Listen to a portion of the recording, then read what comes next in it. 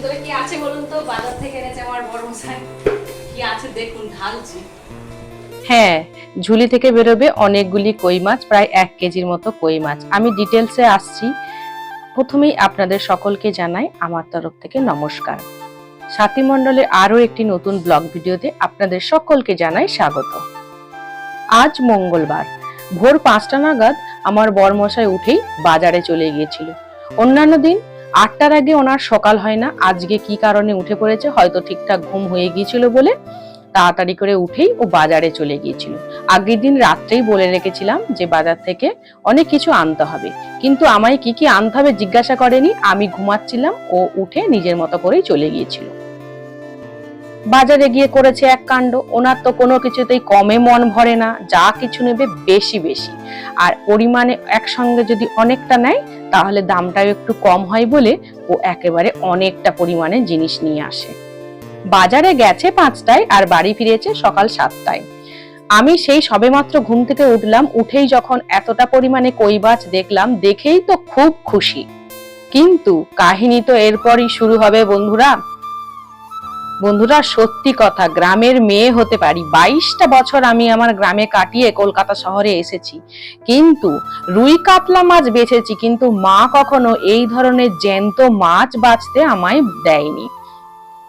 রুই কাতলা মাছ তো সবাই বাছতে পারে, কিন্তু এই ধরনের মাছ বাছা একটু কিন্তু কঠিন, একটু না বেশ কঠিন বন্ধুরা। তা আজকে আমি হাড়ে হাড়ে টের পেয়েছি। প্রথমে তো মাছগুলোকে আমি মারতেই পারছিলাম না, অনেক কষ্টে বারবার আঘাত করে করে মেরেছি।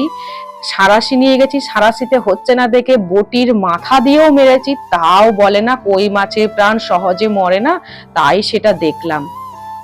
পরে জানতে পারলাম যে এই মাছ বাছতেও ছাই লাগে বা মাটি লাগে, কিন্তু সেগুলি তো আমার কাছে নেই, তাই একটি একটি করে মাছ বাছতে আমার প্রায় 1.5 ঘন্টা টাইম লাগলো। লাগবে নাই বা কেন, এই মাছের 2 সাইডে বেশ বড় বড় কাঁটা, দেখেই তো ভয় লাগছিল। মাঝখানে বরমশাই একবার এসে আঁশগুলো একটু ছাড়িয়ে দিয়েছিল, কিন্তু ভালোভাবে তাতেও আঁশ ওঠেনি। এরপরে আমি নখে করে যতটুকু পেরেছি তুলেছি, আর বাকিটা পুরো বটিতে কেটে কেটে অনেক কষ্টে কাজটা উদ্ধার করেছি বন্ধুরা। আমার শাশুড়ি মা বলেন মাছের রাজা নাকি কই, খুব ভালো খেতে। হ্যাঁ, সেটা তো আমিও জানি, কিন্তু এই মাছের যে এইভাবে মাছগুলোকে বাছতে হয় এটা আমার জানা ছিল না।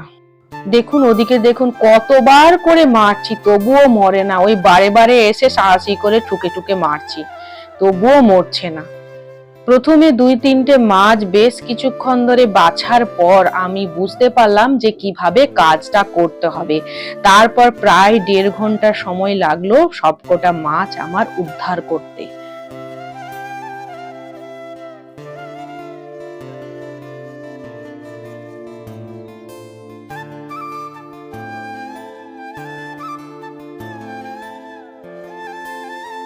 আর ছিল প্রত্যেকটা মাছের পেটেই ডিম ছিল।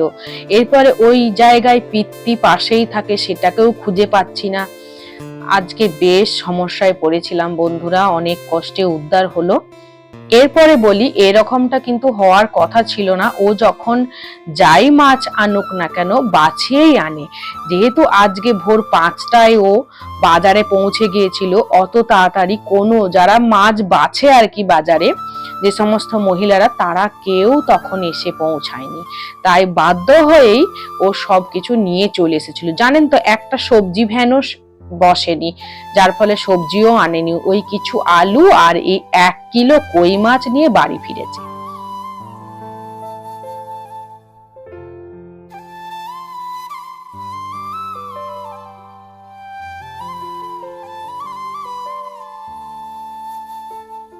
এই এতগুলি মাছ বাছার পর আমার হাতের অবস্থা ঠিক কি হয়েছে আমি তখনও বুঝতে পারিনি। যখন বাড়ি আসলাম, এসে তারপর হাতটা পরিষ্কার করে ধুয়ে দেখি হাতের অবস্থা এই। আপনারা দেখুন হাতের অবস্থা কি হলো। মা মা তোমার হাতটা দেখাও না। হাত এবার কেটে চৌচির হয়ে গেছে, মানে ওই কাঁটাগুলো ফুটেছে, যে সাদা সাদা, দেখ ভালো করে দেখা যাচ্ছে। এই দেখ আঙুলগুলো কেমন হয়ে গেছে, এসব অভ্যেস নেই তো।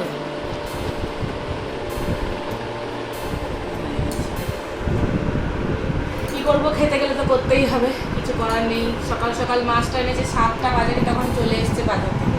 তখন যারা মাছ কাটে তারা বাজারে কেউ তখন আসেনি, এসে আমাকে দেখাতেই আমি খুব লেগে গিয়েছিলাম। কিন্তু গেলেই কী হবে, করতে তো হবে। অনেকটা পরিমাণে ছিল তো উদ্ধার করে দিয়েছে, কিন্তু এই হাতগুলো এরকম কাটা কাটা হয়ে গেছে। তো 1-2 দিন একটু অসুবিধা হবে, হয়ে যাবে। যাই হোক, এরপর স্নান টান করে পুজো দিতে বসে গেলাম। গোপালকে সকালে খাবার দিয়ে দিয়েছি, তারপরে একবারে দুপুরের খাবারটা এখন দিয়ে দেবো। বাকি সব ঠাকুরের পুজো একসঙ্গেই করে নেব। বরকে আবার একবার বলে কয়ে বাজারে পাঠিয়েছিলাম। গোপাল আছে, গোপালকে ডেলি এক খাবার দিলে তো উনি রাগ করবেন, সেই জন্য আবার পাঠিয়েছিলাম গোপালের জন্য চিড়ে, কলা, আম, সকালের বিস্কিট আর মিষ্টি আনার জন্য। তো আর গোপালের আঙ্কেল সবকটাই মনে করে নিয়ে এসেছে। এদিকে মেয়ে হচ্ছে আমার ক্যামেরাম্যান, ওর সামার ভ্যাকেশন চলছে স্কুলে, সেই জন্য বাড়িতেই আছে। যখনই টুকটাক ভিডিও করে দিতে বলি ও করে দেয় আমাকে।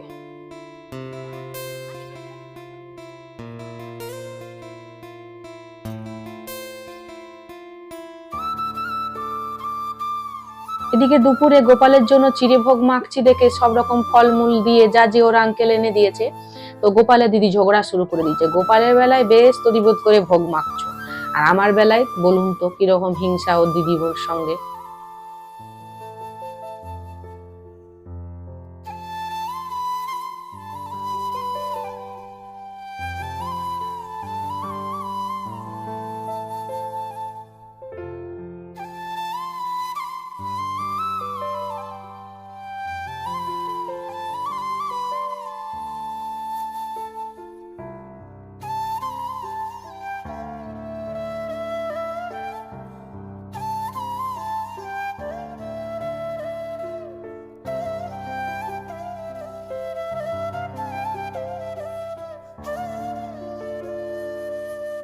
এই পুজো দেওয়ার মাঝখানেই হঠাৎ করে একটি ফোন এলো। ফোনটি আমার বরমশাই করেছিলেন, বললেন ওনার মাসির ছেলে আসছে, মানে আমার বরের মাসির ছেলে আসছে। ওই মাসির ছেলের শাশুড়ির অপারেশন হয়েছে এখানে, তো দেখতে আসছে, দুপুরে নাকি আমাদের বাড়িতে এসে খাওয়া দাওয়া করবে।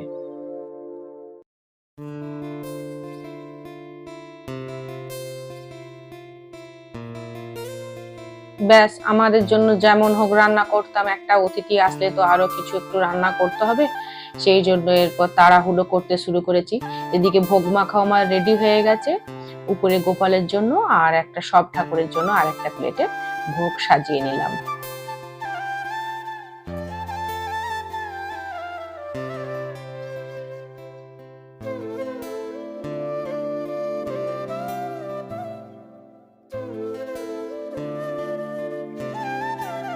ব্যাস, এদিকে পুজো করতেও বসে গেছি। পুজোটা ঝটপট করে নেব বন্ধুরা, পুজোয় আর মন নেই, কারণ অনেকটা বেলা হয়ে গেছে। যত তাড়াতাড়ি পুজো শেষ করতে পারবো তত তাড়াতাড়ি রান্না বসাতে পারবো, এই জন্য খুবই তাড়াতাড়ি করে পুজোটা করছি।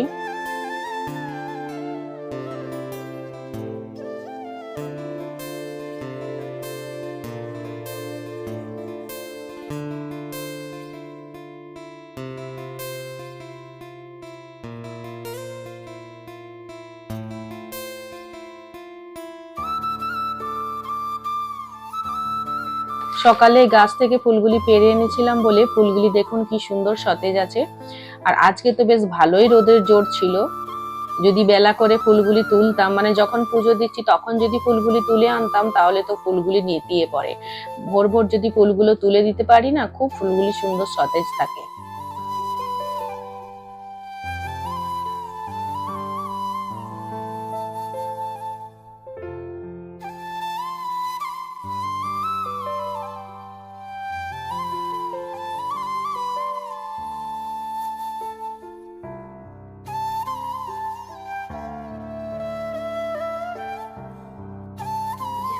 হ্যাঁ, সকলের মঙ্গল করবেন মা, এই বলে পুজো শেষ করলাম। এরপর চললাম দুপুরের রান্নাটা বসাতে। ভেবেছিলাম তো অনেক কিছুই রান্না করব, কিন্তু হাতটা যন্ত্রণা করছিল। হাতটা বলতে যে জায়গাগুলো কেটে গেছে সেটার খুবই যন্ত্রণা করছিল, সেই জন্য বিশেষ কিছু রান্না করতে পারলাম না। ওই যে কথায় আছে না, ইচ্ছা থাকলে উপায় নেই, তো পারছি না বলেই বলছি আর কি। তো শেষ পর্যন্ত করলাম কি, পটল ভাজা আর কই মাছগুলোকে ভেজে একটু ঝাল দেওয়ার মতো করে দিয়েছি। আর ফ্রিজে অনেকটা পরিমাণে ডাল ছিল, সেই ডালটা গরম করে দিলে এবেলা হয়ে যাবে, সেটা চালিয়ে দেব। আর মিক্সিতে আমি মশলাটা পেস্ট করে নিয়েছি। ওদিকে অহনার বাবাকে বলেছি একটা দই আনতে, ও দই আনবে, আর আচার আছে, আচারটা দিয়ে ভাবছি একটু চাটনি করে দেবো।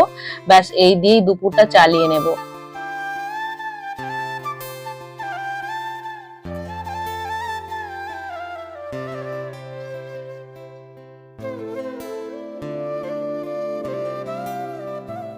আচ্ছা বন্ধুরা, আজকের ভিডিওতে কই মাছ বাছার পর্বটি আপনাদের ঠিক কিরকম লাগলো তা অবশ্যই কমেন্ট করে জানাবেন।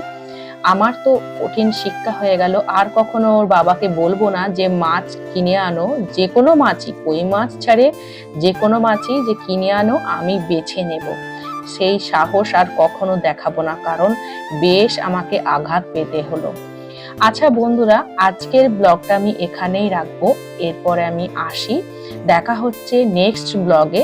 আপনারা ভালো থাকবেন, সুস্থ থাকবেন এবং সাবধানে থাকবেন। Tata, by.